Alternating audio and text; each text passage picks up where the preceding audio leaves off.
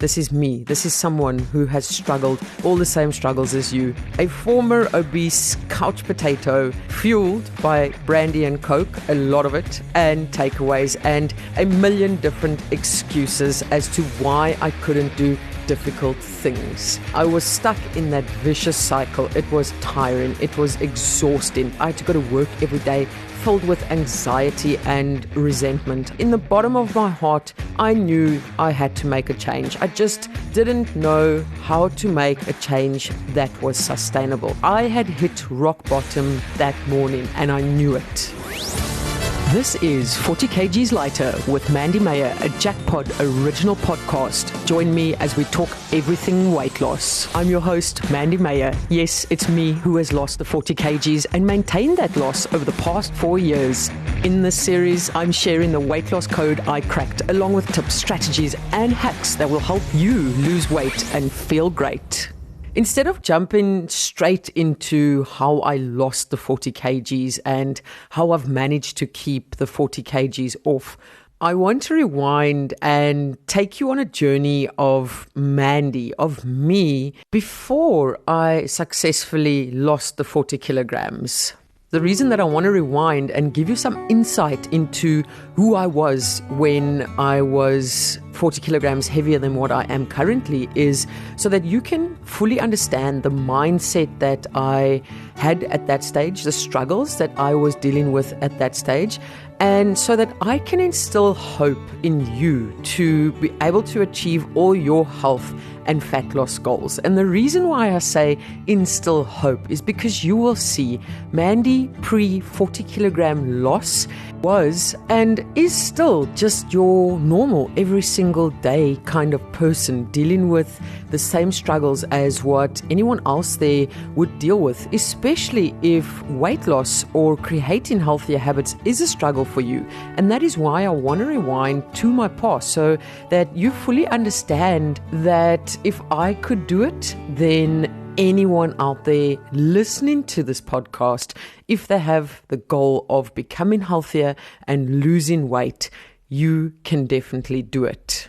You see, many people out there who are trying to help people get healthier and lose weight in the process haven't actually gone through the struggle of being obese and having to change their entire lifestyle to lose the weight. So for me, that was a big struggle for me right in the beginning, because I'm like, do these people really understand the struggle that I am going through, or the struggles that I am going through as an obese person, as someone who doesn't necessarily find it easy to just eat a little bit less and exercise a little bit more?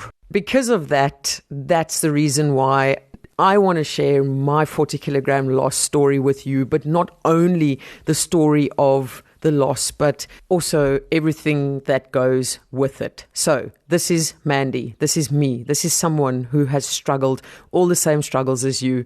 This is your normal, everyday person that managed to lose 40 kilograms and keep it off. This is Mandy. But who was Mandy? Well, if I had to only use one paragraph to explain myself, it would be a former obese couch potato, fueled by brandy and coke, a lot of it, and takeaways, and a million different excuses as to why I couldn't do difficult things. That is pretty much how I would sum up my lifestyle before I changed my lifestyle and before I lost the 40 kgs. My life was a vicious cycle of wanting to lose weight and then losing some weight through very restrictive diets and then overindulging on the weekends and starting the weight loss cycle again on the Monday. And I'm sure many of you might be familiar with that vicious yo-yo cycle of, for the lack of better words, dieting. And that was something that I was truly stuck in. I was stuck in that vicious cycle. It was tiring. It was exhausting. My weight was a constant battle. You see, I was in a highly stressful office job, a job that I really didn't like, and that's me being polite. I had to go to work every day filled with anxiety and resentment. I found no enjoyment in my job, like no enjoyment whatsoever. And on top of that, I had no hobbies that excited me. What did I find enjoyment in? Well, what I found enjoyment in, or what I found excitement in, was going to the pub after work, sitting there with friends, having a couple of drinks. That was exciting for me. I found enjoyment in that. And then I also found enjoyment in eating fast foods and takeaways. So you can see what was happening here. There was no enjoyment in any other areas of my life. And the areas of my life that I found enjoyment in, or that I found exciting, were maybe coping mechanisms as well, but they were habits that weren't necessarily the healthiest of habits, which led to the weight gain in the first place. So essentially, I was making up for the lack of enjoyment elsewhere in my life with the enjoyment in booze and food. So much so that when I looked again, I was way over 100 kilograms, way over 100 kilograms. I always look back and I reflect on my past, and I know for a fact that I was on some sort of restrictive diet on and off for over 5 years trying to lose weight. And every time I tried to lose weight through some restrictive diet, I would successfully lose the weight, but I would then get so bored of this restrictive diet, or I could just not sustain this restrictive diet, that I then just snapped and I spiraled out of control, and I continued overindulging in all the fun foods and the alcoholic beverages. And before I knew it, the weight that I had lost, I had gained back, and I had gained back a little bit extra on top of that. That's when I decided, it's time to start another very restrictive diet. And this vicious cycle of yo-yoing with different diets lasted for several years, and I wasn't happy with my weight. I knew it. In the bottom of my heart, I knew that I had to make a change. I just didn't know how to make a change that was sustainable. And I knew that my weight was an issue for me. I wasn't happy about it, even though I made jokes about it. Me making jokes about it was just to cover up the pain that I was going through from being overweight and struggling with my weight, and knowing that I wanted to make changes but struggling to make those changes. So instead of acknowledging and accepting it, I sort of just swept it under the rug. And my way of sweeping it under the rug, sweeping the pain under the rug, sweeping the fact that I had to find a way to change under the rug, was to make jokes about it. So every time someone would bring up something, I would joke with them about it. I remember there was a day where a lady at the pub called me Fat Mandy, and instead of calling her out about it, or instead of leaving the pub, I sat there and I laughed with her. I laughed with her at a joke about me and my weight, just because I wanted her to see that I was okay with it. I wanted to make myself believe that I was okay with it, but deep down inside, I was not okay with it.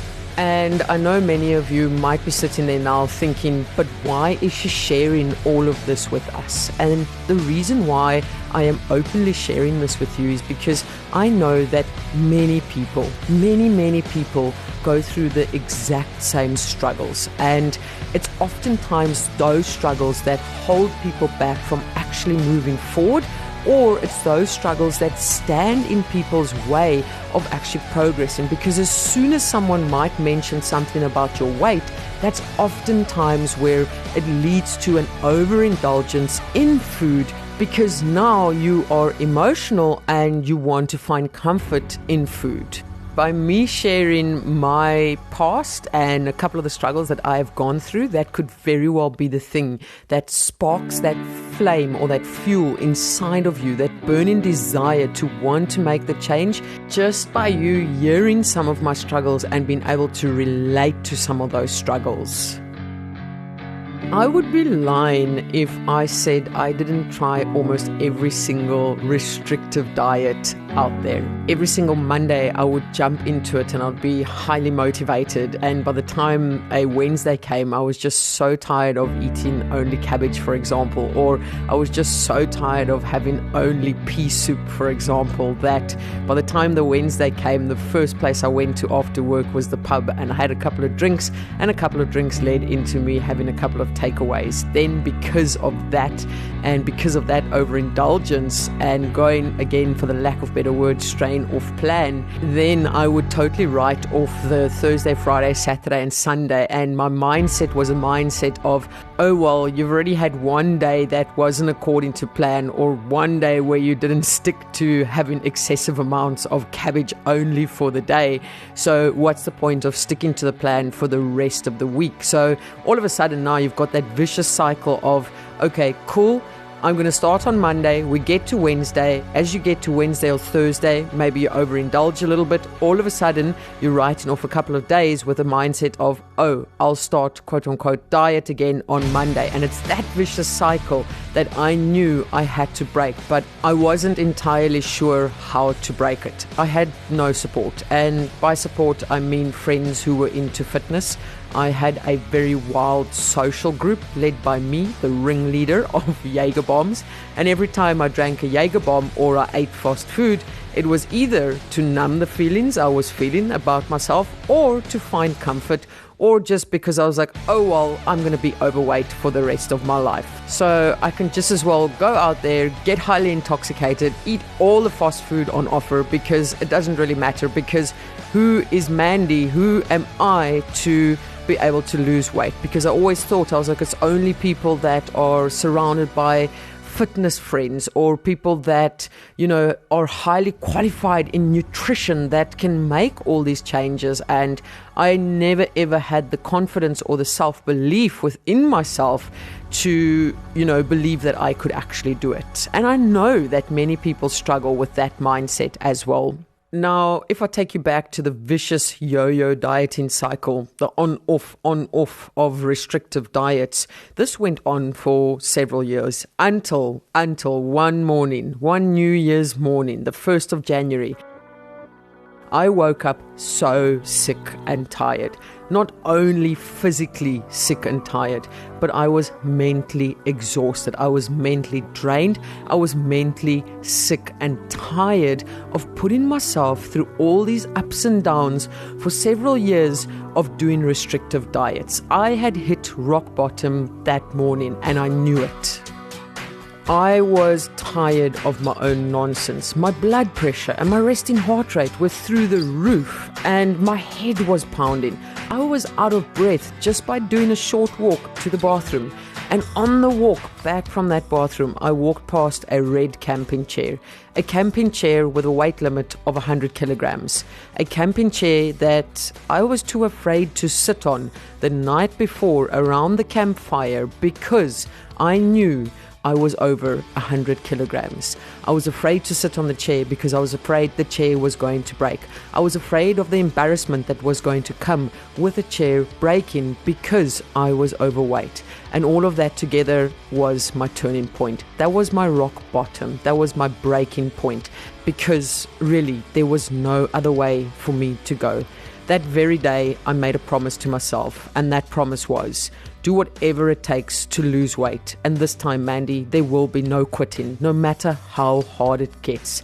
And I remember I wrote that promise down in a journal for myself, and every single time something was difficult, I looked at that. But I knew I had made a promise to myself because I was so sick and tired of being exhausted. I was sick and tired of the excuses I was making to myself as to why I could not do it. And I remember that 1st of January morning so clearly. Like, I sit here and I think back to it now and I picture myself sitting on a tree stump instead of the red camping chair because that fear of it breaking was still there.